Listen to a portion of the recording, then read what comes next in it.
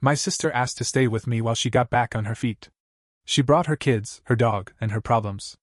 I fed them, dressed them, even missed my own daughter's recital for her emergency room visit. Then yesterday, I got a call from CPS. Your sister reported you for child neglect, they said. She's seeking custody. I listened, speechless, as she sat across from me with a smile. I knew I had to. My name is Monica. I'm 36, and I live in a quiet neighborhood right outside of Des Moines, Iowa. It's nothing fancy, small house, tiny yard, just enough space for me and my 10-year-old daughter Lily. It's been just the two of us since her dad walked out when I was 3 months pregnant. He ghosted and never looked back. I had to do everything on my own. Every diaper, every bottle, every fever at 2 a.m., every rent payment, every scraped knee, I did that. So when my younger sister Stephanie called me crying one night, saying she had nowhere else to go, I felt something deep inside me twist. It was guilt, mostly. Guilt that I had a roof over my head and she didn't. Guilt that I had food in the fridge, and she was feeding her kids instant noodles at a friend's house. So I told her she could come stay with me for a while. Just until she got back on her feet. She showed up the next morning in a beat-up Toyota with 2 boys, a massive golden retriever, and 3 garbage bags stuffed with clothes. No suitcase, no plan, just chaos. Stephanie is 34, a couple years younger than me. We were never super close. She was always kind of reckless, impulsive, the type to quit jobs on a whim, jump into bad relationships, max out credit cards and then cry when bills showed up. But she was my sister. And I thought maybe this time would be different. Spoiler. It wasn't. She said she just needed a few weeks. That she was gonna look for a job, get a place, start over. She was all tears and gratitude at first. But after about 2 days, the truth started to show. She slept until noon. Left dishes in the sink. Let the boys tear through my house like it was a jungle gym. Her dog peed on the carpet, barked constantly, and once knocked over a lamp trying to chase a squirrel through the window. And every time I said something, she acted like I was attacking her. I'm doing my best, she'd snap. You don't know how hard this is. I didn't say what I was thinking. That I didn't know. That I'd done it alone with a baby and no help for 10 years. I tried to keep the peace. I paid for groceries. I cooked for everyone. I drove her kids to school because she said mornings gave her migraines. I took her to job interviews that never went anywhere. I even lent her money. Just until she got her first paycheck. But the worst part? I missed Lily in all of it. My sweet girl started acting different. Quiet. She didn't want to practice her dance routines anymore. She said the boys laughed at her. One night she told me she felt invisible. That broke me. Then came the night that really flipped the switch. Her youngest, Ryan, woke up crying. Fever, chills, coughing. Stephanie lost it. Just started pacing, crying, saying she couldn't go to a hospital, that it reminded her of stuff. So I took over. I drove him to the ER at 1 a.m., stayed with him for 5 hours while he got fluids and tests. The whole time, I kept checking my phone because Lily had her recital that night. I was supposed to be there. I promised I would be. I missed it. By the time we got home, she was already asleep in her costume. My mom's heart cracked in half. I apologized, but it didn't matter. She just nodded and looked away. Stephanie? She was on the porch vaping. That was the first time I actually hated her. But I still didn't think she'd go as far as she did. About a week later, I got a phone call at work. Blocked number. I almost didn't pick up. I wish I hadn't. The woman on the other end had a calm voice. Too calm. Like she was used to saying bad news. Hi, is this Monica Jensen? Yes? This is Heather from Iowa Child Protective Services. I'm calling in response to a report we received. My blood turned cold. She said the report was about me. That someone claimed I was neglecting my daughter. Said Lily was being left alone, not getting enough to eat, showing signs of emotional harm. I just kept repeating. What? What? Then came the worst part. The caller has requested to be considered for temporary custody. Her name is Stephanie Carlson. That's when I stopped breathing. She sat on my couch. She ate my food. She let me raise her kids. And then she called the state on me. I walked out of work and sat in my car for an hour just shaking. When I got home, she was sitting on the couch, feet up, phone in hand, sipping a soda. When she saw my face, she didn't even flinch. Just gave me a fake smile and said, "Hey, you look like hell." I asked her flat out, "Did you call CPS?" She stared at me. Didn't answer. Then she said, "I just think Lily deserves better." You're clearly overwhelmed. That's when I knew she wanted to take my daughter. She wanted to replace me. That night I didn't sleep. I just sat on the edge of my bed with Lily next to me and stared at the wall. I'd given this woman everything. A roof, a second chance, my time, my money, my home. And she was trying to destroy me. That's when I made a promise. She wasn't going to ruin me. I was going to ruin her. And I was going to do it without raising my voice. The next morning, I did something I've never done before. I called out of work. I told them I had a family emergency, and that was the truth.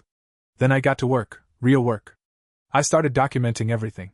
Every meal I cooked. Every ride I gave. Every time I helped the boys with homework because Stephanie was too tired. I bought a $40 nanny cam off Amazon and hid it on a shelf in the living room. I downloaded an app that records phone calls. I wasn't messing around. That night, Stephanie came home late. Reeking of weed, giggling on the phone with someone, holding a bag of Taco Bell like she'd just come from a party. Meanwhile, I had fed her kids leftover spaghetti and cleaned up their mess. Lily was asleep with a cold rag on her head. She'd started getting stress headaches. Stephanie walked in, looked at me and said, "What?" I didn't answer. Inside, I was boiling. But I smiled. "Nothing. Just tired," I said. I kept my cool for a week straight. I gathered footage. Took photos. Recorded her leaving the boys alone to go out at night. I even got her on video screaming at them when they spilled orange juice. I didn't provoke her. I let her do it all on her own. Meanwhile, I called a lawyer. His name was Mark. Middle-aged, no-nonsense, expensive. I didn't care. I told him everything. He wasn't surprised. "This happens more than you'd think," he said. "Someone moves in, gets comfortable, and thinks they can do better. They filed just enough to throw your life into chaos." He looked over at the documents I brought. The photos, the nanny cam footage, the text messages. "This is solid. And you've got no record, right?" "Nothing," I said. "Not even a parking ticket." "Good." She picked the wrong person. Then I got bold. I asked Stephanie how the CPS thing was going, like it didn't bother me. She smiled smug. "Just trying to do what's best for Lily." She told me she's scared all the time. That was a lie. Lily never said that. But it told me everything. She was already trying to turn my daughter against me. I started talking to Lily more gently, without pushing. "Has Aunt Stephanie ever told you what to say to people? Like adults who ask questions?" Lily looked confused. "What do you mean? Like, has she told you to say you feel scared? Or alone?" Lily blinked. "She said if I talk about being sad I could come live with her. But I don't want to." I hugged her tight. 2 days later, I pretended to have a breakdown.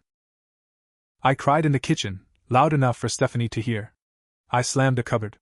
I muttered something like, "I can't do this anymore." She peeked her head in. "You okay?" I sniffled. I don't know. Maybe you're right. Maybe I'm not cut out for this." She smiled. That nasty little smirk. "It's a lot. Don't be hard on yourself." She was falling for it. That night, I heard her on the phone in the hallway. The boys were asleep. She was whispering, but I had my phone recording through the cracked door. "I think it's almost done. She's breaking. And once CPS finalizes things, Lily's mine." "Yeah, I know. Crazy. But I've been playing it real smart." That was the nail in the coffin. The next week, I had a surprise for her. CPS called again, this time, asking if I'd be okay with a follow-up home visit. I said absolutely. They came in the afternoon. Stephanie didn't know. Heather, the investigator, walked in with a quiet, sharp-eyed woman named Carol who introduced herself as a supervisor. They checked the kitchen, Lily's room, the bathrooms. Everything was clean. Orderly. Lily was home, playing on her tablet, calm and cheerful. Then I showed them the files. The videos. The photos. The recordings. I watched their faces shift as they listened to Stephanie's voice on the phone, talking about how she was breaking me, how she'd played it smart, how Lily was almost hers. They were quiet for a long time. Then Heather said, "Would you mind if we spoke to your sister privately?" I said, "Be my guest." Stephanie came home 10 minutes later. When she saw them sitting at the table, her face dropped. What's this?" Carol stood up. "Stephanie Carlson? We need to speak with you regarding some information that's come to our attention." She went pale. What I didn't expect was the next twist. Later that night, after they left, Stephanie stormed into my room. Her face was flushed red. She looked like she'd been crying. "You think you're so clever," she hissed. "You have no idea what you just did." I stood up. "Calm. Steady. You tried to take my daughter." "I was saving her." That scream, it didn't sound like her. It sounded unhinged. Then she said something I'll never forget. "She doesn't even love you. She just pities you." I stared her down. "That's projection," I said. She threw her vape across the room and stormed out. The boys were crying in the hallway. I took them into the kitchen, gave them juice, and let them watch a movie on the tablet while I called Mark again. "Is it time?" I asked. "It's time," he said. And that's when I filed the paperwork to have her removed. Not just evicted, but legally barred from my home. It wasn't easy. But I had more coming for her. Much more. I filed the court motion the next morning. It wasn't just an eviction. Mark called it a protective occupancy termination with emergency order, which basically meant I could argue she posed a risk to my daughter, to my home, and to my peace of mind. We used the CPS evidence, the recordings, the nanny cam footage, and her long history of instability.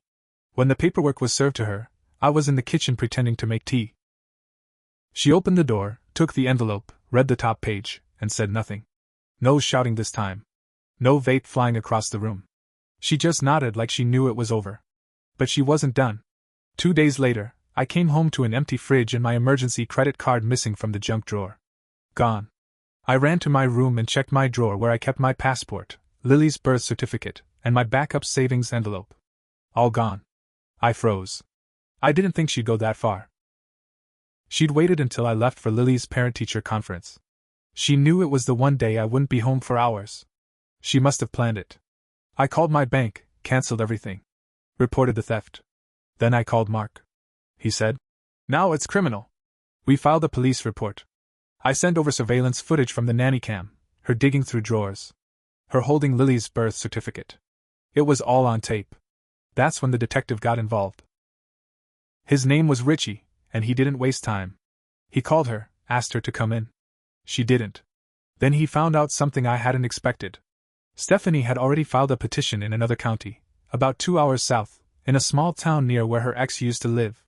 She filed for emergency custody of Lily, claiming I was mentally unstable, that I kicked her out for trying to protect a child, and that she had been acting as a parental figure. That's when it hit me. She had never wanted to get back on her feet. This had all been a long game.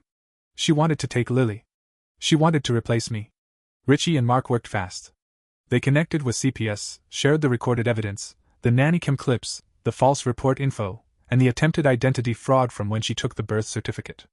It became a mess, across 2 counties, but we were holding the line. Then something else dropped. Her ex, Jeff, reached out to me. I didn't know him well. We met once at a birthday party when his boys were toddlers. But now he was calling me from a number I didn't recognize. "I heard what's going on," he said. "CPS came to talk to me. And?" he sighed. "Stephanie tried the same thing on me. Years ago. Said I was dangerous. That I drank too much, that I yelled at the kids. She got temporary custody for 6 months and left them with some guy while she partied every weekend. I finally got them back after she got a DUI with them in the car."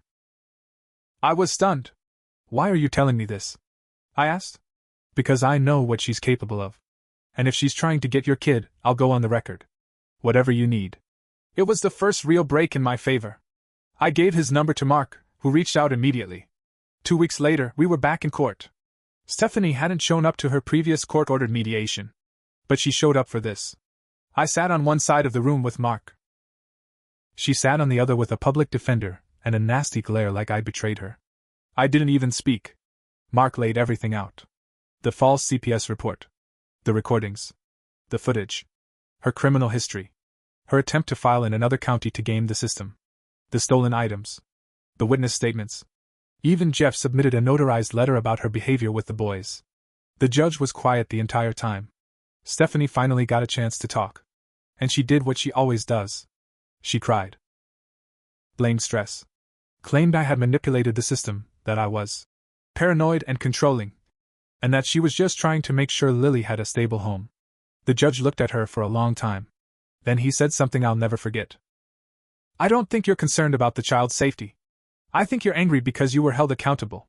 And I believe this court has every reason to consider you a danger, Not just to the minor child involved, but to the very concept of parental boundaries. He signed the order on the spot. Stephanie was barred from contacting me, Lily, or coming within 500 feet of my home, work, or Lily's school. She lost custody of her own boys. CPS opened a new file and placed them temporarily with Jeff, pending full custody. But it still wasn't over. Because 3 days later, I got an email from my boss. Monica, I hate to even bring this up, but we received a complaint today, from your sister.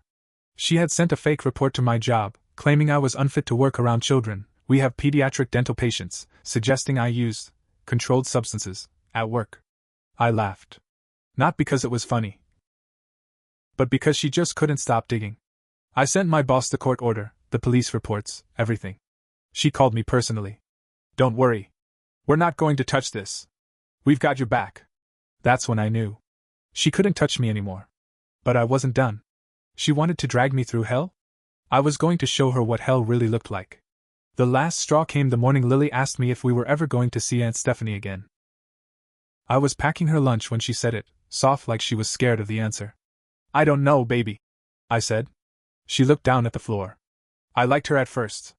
But then I heard her tell someone I was better off without you. I knelt in front of her.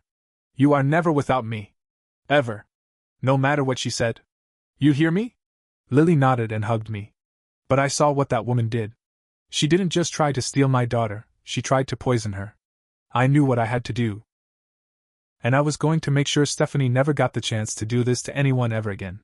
With the help of my lawyer, I filed 3 final motions, a restraining order. I upgraded it from a temporary civil stay away to a permanent protective order based on continued harassment, now with her trying to ruin my career. A criminal complaint, for identity theft and use of personal documents without consent. She'd stolen my emergency card, Lily's birth certificate, and tried to use them in her custody claim. A civil lawsuit, for emotional distress, financial loss, and defamation. Mark said we wouldn't get rich off it, but I didn't care. I wanted a paper trail, a permanent stain on her record. Then I made a call I didn't think I'd ever make. I called Jeff. I asked how the boys were doing. He said they were doing okay, adjusting. But that he was still in court fighting for full custody. I told him everything I had.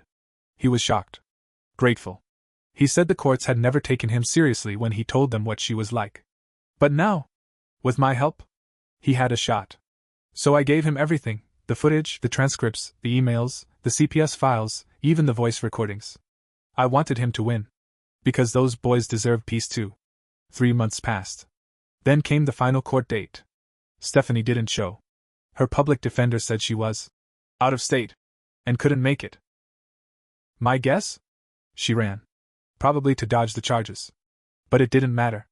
The judge ruled in my favor on every count. She owed me over $18,000 in damages. It wasn't the money I wanted, it was the judgment. I recorded every cent she ever borrowed. Every expense I covered. Every shift I missed because of her. It was all logged, documented, confirmed. The judge also ruled she was to have no further contact with me or Lily, indefinitely. Then Jeff called. He got full custody. Permanently. The judge gave him sole legal and physical rights. Stephanie didn't even show up to that hearing either. Her boys didn't even ask where she was. 2 weeks later, I got a letter from the county. Stephanie had been arrested in Missouri. She was caught using someone else's name to get into a housing shelter. They found fake documents in her bag, including a copy of Lily's birth certificate and a forged note saying she was her legal guardian. I don't know what she thought was going to happen. That she'd eventually find a way to take Lily? That someone would just believe her? She spent 30 days in county jail. Then she was extradited back to Iowa to face her fraud charges. It made the local news. They didn't say our names, but I knew. Everyone in her old circles knew too. The calls started. Old friends. Distant cousins. I had no idea, they all said. I didn't respond. Now it's quiet. The boys live with Jeff full-time. They come visit Lily sometimes. We have dinner, and they play video games in the living room. It's peaceful. My home is clean again. No yelling. No drama. Just me and Lily and our routines. I went back to work full-time. My boss gave me a raise. Said she was proud of how I handled everything. And Lily? She dances again. Smiles again. She's her old self. But sometimes, I still check the locks twice at night. Sometimes I still expect another letter. Another fake CPS call. Another lie. But I remind myself, I ended it. I didn't just kick her out, I dismantled her piece by piece, using nothing but the truth and patience. I didn't scream. I didn't hit. I didn't even curse. I just waited. And when she tried to destroy my life, I made sure she destroyed her own instead. And if she ever comes near me or my daughter again, she won't get a warning next time. She'll get the police, a courtroom, and the full weight of everything she's ever done catching up to her. Because forgiveness doesn't live here anymore. Only memory. And proof.